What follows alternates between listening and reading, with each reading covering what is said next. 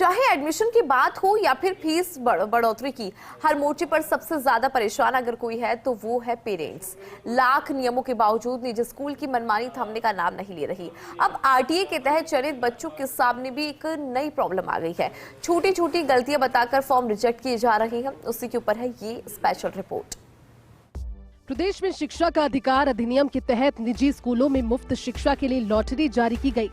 प्रदेश के 33,000 से ज्यादा निजी स्कूलों में बच्चों का चयन हुआ, लेकिन हकीकत ये है कि चयन के बाद भी अभिभावक दर दर भटकने के लिए मजबूर हैं।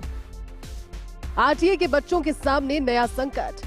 आरटीए में चयनित बच्चों को लेकर अभिभावकों में असमंजस की स्थिति है।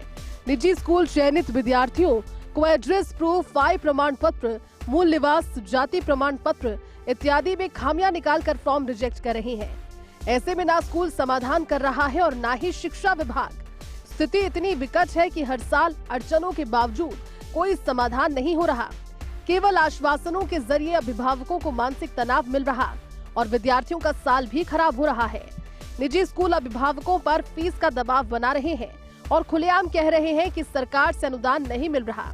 अगर बच्चों को पढ़ाना है तो अभिभावकों को फीस देनी होगी। ऐसे में अभिभावक आखिर जाए तो जाए कहां? नियम अनुसार कोई भी स्कूल संचालक आरटीई से चयनित विद्यार्थियों से फीस नहीं मांग सकता।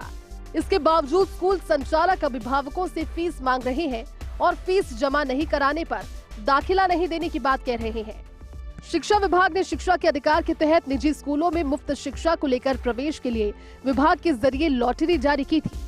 प्रदेश में 33,000 से अधिक निजी स्कूलों में बच्चों को निःशुल्क शिक्षा देने के लिए लॉटरी निकली, लेकिन हाल ये है कि सरकार की तरफ से तो बच्चों की लॉटरी निकल गई, लेकिन हकीकत में बच्चों के अभिभावक फॉर्म लेकर दर दर भटक रहे हैं।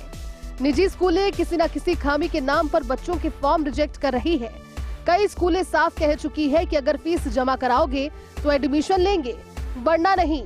जिन बच्चों का चयन हो गया उनके फॉर्म में एड्रेस प्रूफ, आय प्रमाण पत्र, मूल निवास, जाति प्रमाण पत्र आदि की गलतियां निकालकर एडमिशन रिजेक्ट किए जा रहे हैं। अब अगर आरटीए के तहत चयनित बच्चों के अभिभावकों पर भी फीस का दबाव होगा तो नियमों का क्या होगा और आखिर इसका हल किसके पास है? माननीय जिला शिक्षा अधिकारी श्री सुशील कुमार सिंघल जी, सीपीओ सुचित कुमार शर्मा जी, इन सभी को से मुलाकात भी की और इस संदर्भ में हम लोगों ने अपनी शिकायत भी दर्ज कराई है। उन्होंने जल्द से जल्द इस चीज़ का निस्तारण करने को कहा है। उन्होंने कहा है कि 17 तारीख तक का अभी हमारे पास समय है, जिसके बाद इसकी प्रक्रिया को आगे बढ़ाते हुए जो भी समस्याएं होंगी उनको जल्द से जल्द निस्तारण करेंगे। वहीं इस बार शिक्षा विभाग ने नए सत्र की शुरुआत जुलाई की जगह 1 अप्रैल से शुरू की है। ऐसे में जो बच्चे आरटीई के तहत एडमिशन की कोशिश करा रहे हैं, निजी स्कूलों की मनमानी के चलते उनकी पढ़ाई खराब हो रही है और आर्थिक रूप से कमजोर अभिभावकों पर भी अजीब दबाव बनता जा रहा है। ये स्थिति है कि बच्चों के फॉर्म में कहीं ना कहीं गलती निकालकर उनके फॉर्म रिजेक्ट किए जा रहे हैं और एडमिशन भी रिजेक्ट हो रहे हैं। तो ऐसे में जो अभिभावकों के सामने गंभीर समस्या खड़ी हुई है। अब इस ओर शिक्षा विभाग क्या फैसला लेता है, क्योंकि लगातार अभिभावक परेशान हो रहा है और शिकायत कर रहा है, मांग कर रहा है कि आखिर उनकी बात सरकार विभाग सुने ताकि उनकी स्थिति का हल हो पाए और बच्चों की पढ़ाई भी ना छूटे, क्योंकि सत्र शुरू हुए करीब 10 दिन का समय पूरा हो चुका है। कैमरा पर्सन संजय के साथ मैं Dimple Sharma, first India news, Jaipur.